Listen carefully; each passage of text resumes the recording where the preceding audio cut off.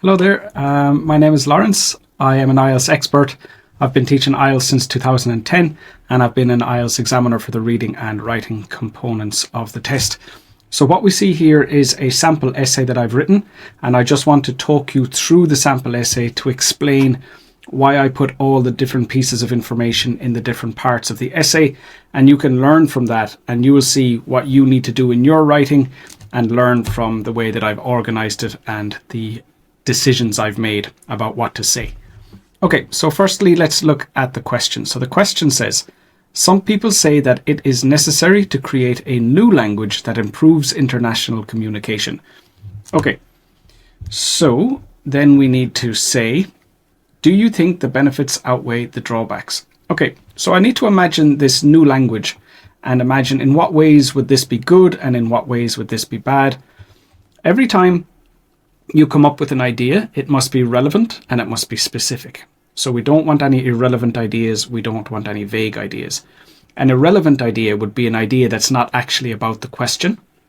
And a vague idea would be something that's kind of too general. So like if I was to say the first benefit is that it's very good, that's quite vague. In what way is it good? Give me something more specific. Tell me exactly why it is good, not just a general term like it's good or more convenient. So we need ideas to say why this would be a good thing and why this would be a bad thing. Now, a lot of people would come along. They would decide on their opinion first, and then they would come up with the ideas they need based on their opinion. So let's say if you're going to say that you think the benefits outweigh the drawbacks, in that situation we'll have two benefits and one drawback. But if you wanted to say that the drawbacks outweigh the benefits, well then you would have two drawbacks and one benefit. So the number of ideas we will have will depend on the opinion that we put in the essay.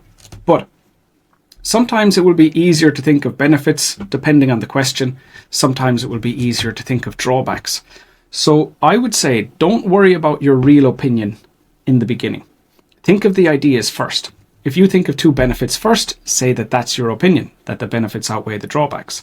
If you think of two drawbacks first, say that that's your opinion, that the drawbacks outweigh the benefits. So don't worry about your real opinion.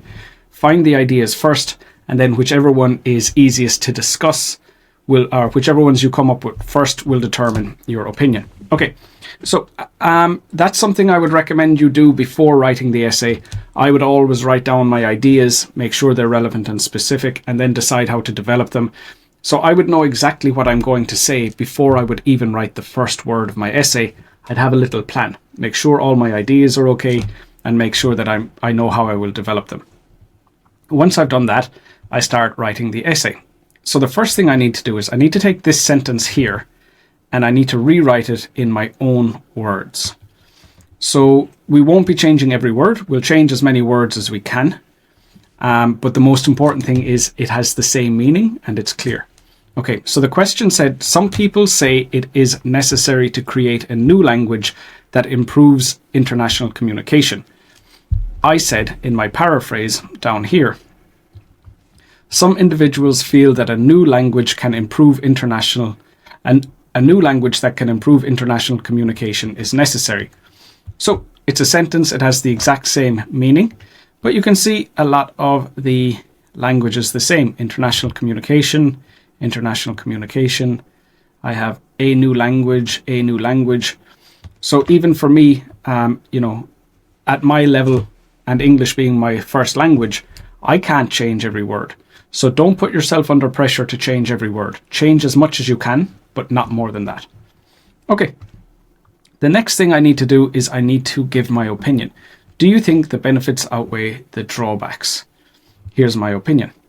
I agree that this project would be worthwhile. Okay, so I'm saying that I think the benefits outweigh the drawbacks.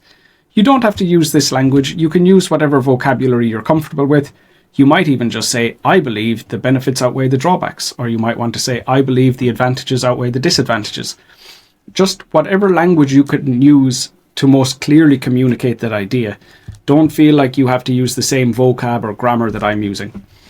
Okay, so I've given my opinion quite clearly. Now, those are the most important parts of my introduction, of my first paragraph. So paraphrase the question and give your opinion. Now, I like to put my main ideas in the introduction. I feel like it ties the paragraphs together a bit more tightly, and that would reflect well on my coherence and cohesion, but it's not completely necessary.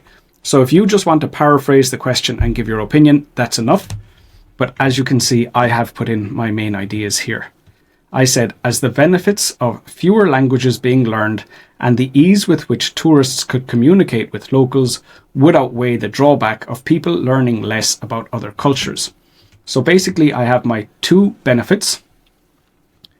That fewer languages being learned, so that's one benefit. The ease with which tourists would communicate with locals, there's my second benefit. And I have my one drawback, people learning less about cultures. So as you can see then, I have 3 body paragraphs and 3 ideas. So I will put one idea in each body paragraph down here. When we have 3 body paragraphs, when we have 3 ideas, we organize them into one body paragraph for each idea. You would write roughly 70 words for each paragraph. If you do a bit less than that, it might not allow you to get a high task response score. If you do more than that, it's difficult to finish your essay in 40 minutes. So we're trying to find that correct balance between getting a high task response score and making sure we can finish the essay on time. Okay, so we'll go back to my introduction. I said the first advantage was fewer languages being learned. And I like to put my body paragraphs in the same order as the ideas were presented in the introduction.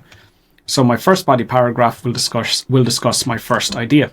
So here, the first benefit of developing a specific language to improve international communication is that people would no longer need to learn many different languages. So you can see straight away in my first sentence, I've said exactly what idea I'm talking about. So that people would no longer need to learn many different languages. You want to do that in the first sentence of your body paragraphs where possible, because that the development of your idea is what brings you from a band 6 to a band 7 to a band 8 to a band 9 in your task response score. But what happens is a lot of people will kind of introduce the topic more generally here and then give the main idea later. But if you wait until the second sentence to give your main idea, well, then you've developed it less. And the development is very important for increasing your score. So when possible, just put that main idea straight away in the first sentence. Now, the rest of my body paragraph will be developing that idea. So everything I say here will be about why it is a benefit that people no longer need to learn many different languages, or examples of that being a benefit. So the rest of my paragraph talks about this idea and nothing else. But don't forget that we're discussing this topic up here. So don't forget what you're talking about. The full essay must be about this topic that you were given. And this particular paragraph will be about that topic, but that relationship between the question and my idea. So let's see how I developed it. Everyone in the world could speak the same second language. If everyone in the world could speak the same second language, every child in the world would study it from a young age and would reach a level of competency which is generally not expected when students have to learn several languages at once, which is currently the case. So I've explained to you, why is it better if we don't need to learn many different languages? Well, right there, that people will learn it to a higher standard than most people would learn any language at the moment. When you're developing your idea, it might not just be one long explanation like this. It might be an explanation and then an example of the thing you've discussed. It could be an explanation and the result of that situation. It could be just an example. Whatever way you want to develop the idea is fine, but you do need to reach a full 70-word paragraph. So as much development as is necessary to reach roughly 70 words. Like I said, it might be an explanation and an example like I have here, just an explanation. Whichever way you do it is completely fine. Okay, so from here I need to go to my second body paragraph and I will be discussing the second idea, the ease with which tourists could communicate with locals. So that's going to be my second body paragraph here. Now again, I'm going to state that main idea directly in the first sentence. Furthermore, with everyone around the world learning this language, traveling around the world would become much easier as they could communicate with anyone else, no matter where in the world they found themselves. So again, just stating very clearly that communicating between visitors, tourists and locals would become much more effective, much easier. Now again, I'm going to develop that idea for the rest of my paragraph. At the moment, although English is considered an international language, tourists still find it difficult to communicate with one another and locals. So this new language would allow for fluent communication, unlike anything that currently exists. So now again, the only thing I'm talking about is my idea. If I was to discuss anything else except my idea, that wouldn't count towards a higher task response score. So make sure everything you say in your development of the idea is actually about the idea. It's so common for students to start talking about their idea and then go off topic and start talking about something else. So they kind of lose track of what they're talking about. This very often happens when students don't plan their essays first. So when they have the ideas and then they just kind of decide on how to develop the ideas as they go along. And basically what happens is whatever comes into their head goes directly onto the page without checking if it's okay or not. So I would really strongly encourage you, as I mentioned earlier, to write a plan before you write the essay. And just make sure that all of your development is about the idea and not going off topic. Now, you can see here there are probably some words that you understand, but maybe you cannot use them effectively. Another mistake that I see students making very often is they'll see a word that they like. It's not really a word they can use, but they think it's impressive. So they might see like, okay, this word consider, that's not a word I would normally use. I think that looks really good. I'm going to start using that word as well. But what happens then is they start cherry picking these words that they wouldn't normally use, adding them to their essays and then using them in a way that's inaccurate. And then their writing becomes unclear.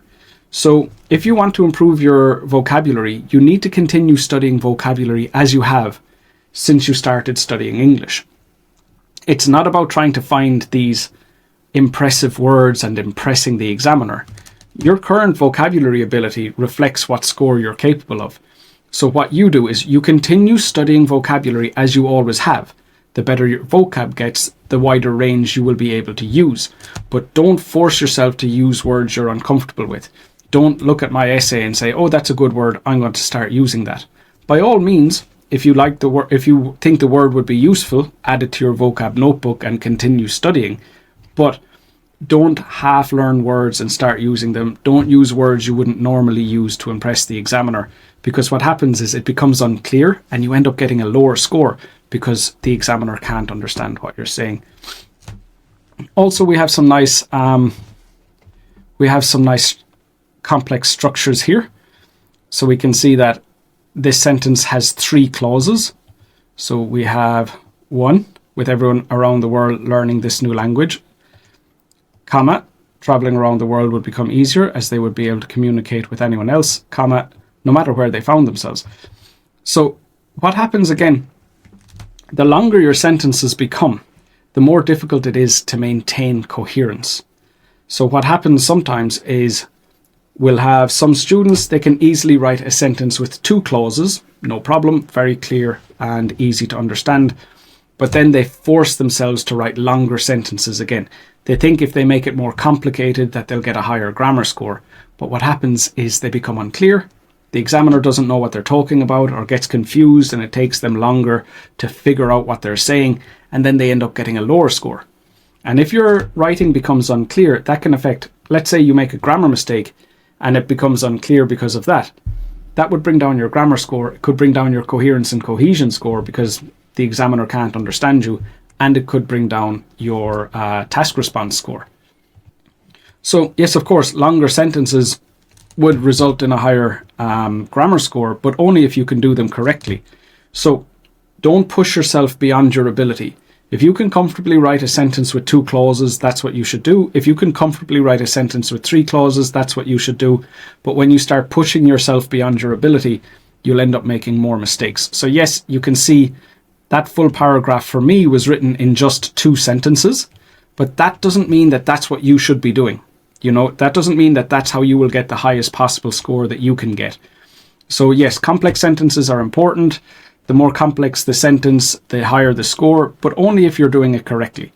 And don't make that mistake. If you're trying to use complex structures beyond your ability, you'll generally get a lower score than the one you're capable of. So sometimes by keeping it simple and clear, you'll end up with a higher score than complicated and unclear.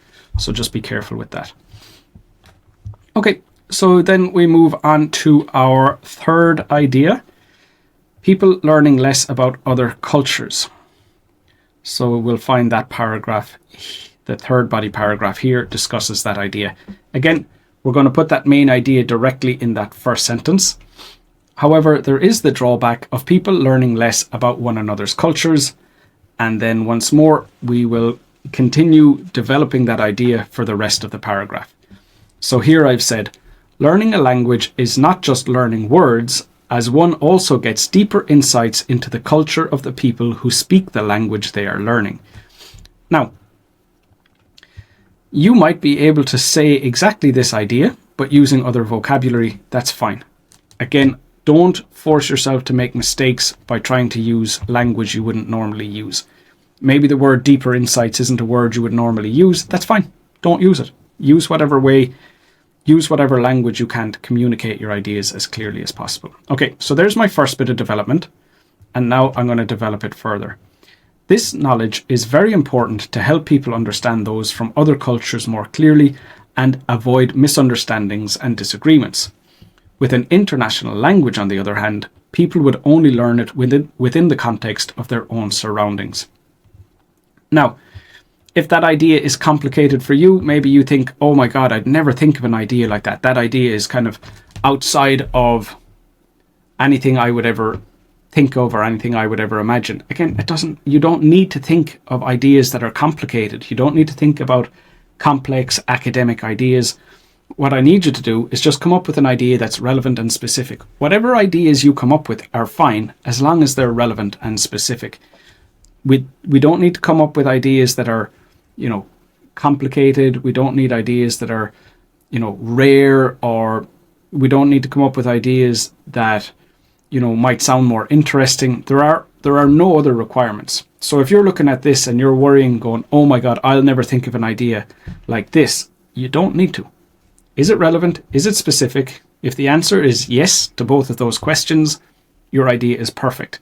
And it wouldn't get a lower score than this idea. Any ideas that are relevant and specific are absolutely perfect. Okay, so that's my 3 body paragraphs. I've had 1 body paragraph for each of my ideas. And after that, I just need to repeat my opinion and my 3 ideas. So in the conclusion, my final paragraph, that's what I will be doing. Repeat my opinion and my ideas. We can always start the conclusion with this cohesive device. Just say in conclusion. Some students like to use other versions of this. To be honest, it doesn't matter what cohesive device you use, but I have heard a lot of students say, oh, in conclusion is too common. Everybody uses that. I don't want to use the same one as everyone else. Well, it doesn't really matter. I mean, it gets the job done. It's for this purpose, and it doesn't matter what other students have put in their essays. As long as you're using cohesive devices correctly and you're not overusing them, like using the same ones over and over again, that's absolutely fine.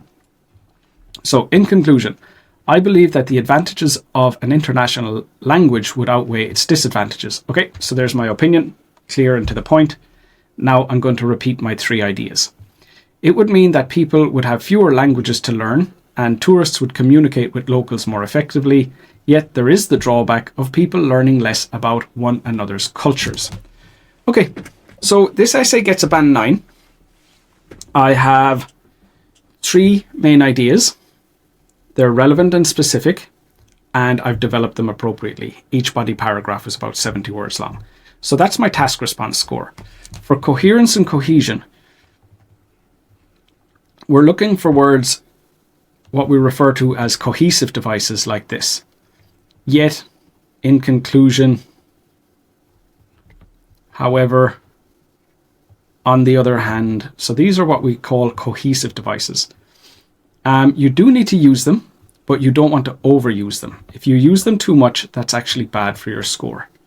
So you want to use them when it's appropriate, not just put them at the start of every sentence, but make sure you understand how to use them as well. Make sure you understand when you say the word furthermore, it means you're giving another idea on the same side. When you say however, it means you're giving another idea on the opposite side. When you say although, well, you're going to have a comma that shows some kind of a contrast. So that's another aspect. So that's one aspect of your coherence and cohesion. But another thing then is referencing. So I said this project. Well, what am I talking about? It's creating a new language. So things like that. This is called referencing. So where we refer to something that we've mentioned earlier on. This will very often be with pronouns, where we would have something like tourists find it difficult. Find what difficult? Communicating with one another. Here's a better example. It would mean. So what am I saying by it? What does it refer to here? Well, it's an international language. So it referring back to the thing that I've just mentioned. That's another aspect of your coherence and cohesion score. So as you can see, as you're reading through my essay, it's well organized into paragraphs. I'm using cohesive devices. I'm using referencing and substitution like pronouns. That all contributes to my high task response, to my high coherence and cohesion score. Then for vocabulary, I'm getting a band 9 because I have the vocab I need to discuss this topic and I'm using that vocab correctly.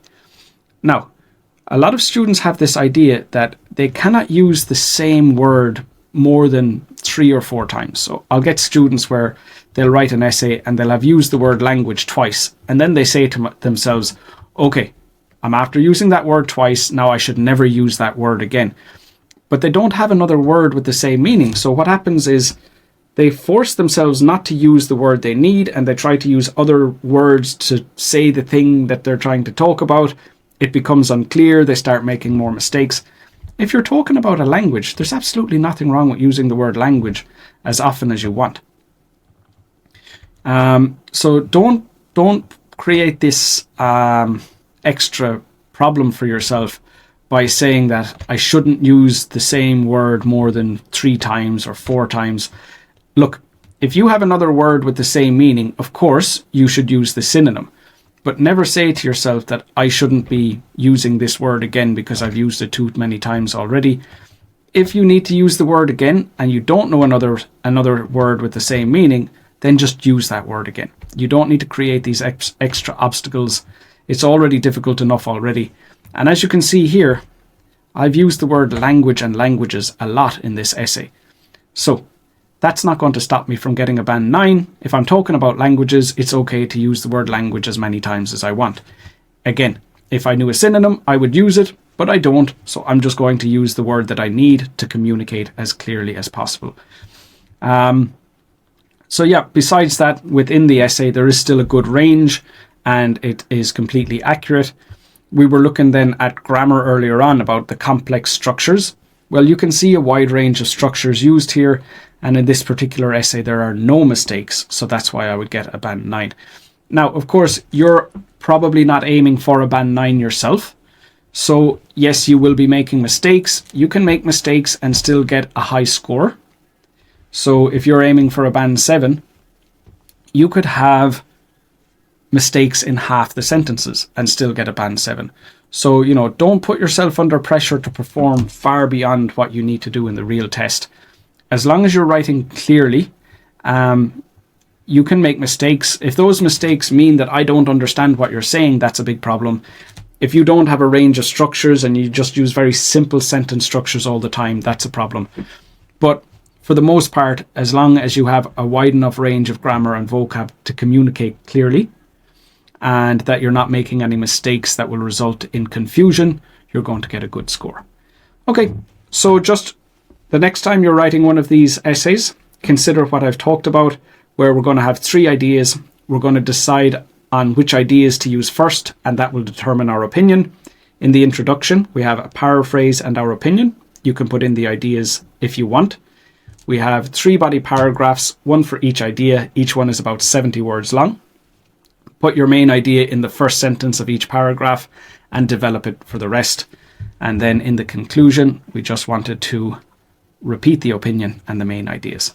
So that there is a Band 9. Hopefully you've learned a lot about how to write a similar essay for yourself. And again, please do plan your essay before you write it. It's going to make the writing process a lot easier, and it's going to make sure you can get as high a task response score as possible. Okay, so that's it. Take care. Thank you, and bye-bye.